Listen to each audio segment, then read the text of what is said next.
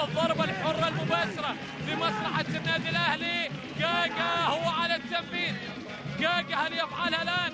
جاجا يا سلام يا سلام يا سلام، بمهارة وذكاء كما يشير جاجا يسجل أولى الأهداف ويشعل اللقاء من البداية، والأهلي يتقدم بأولى الأهداف، والفرسان يبحثون عن بطولة، يبحثون عن إنهاء الأمور بدري. من هنا من استاذ راشد من دبي يبحثون بأن يحققوا الانتصار العريض والكبير.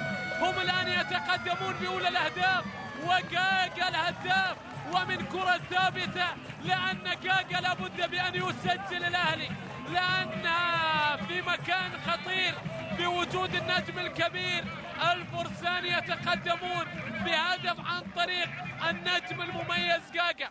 1-0، 1-0 لمصلحة الفرسان. فرحة كبيرة من قبل عشاق ومحبين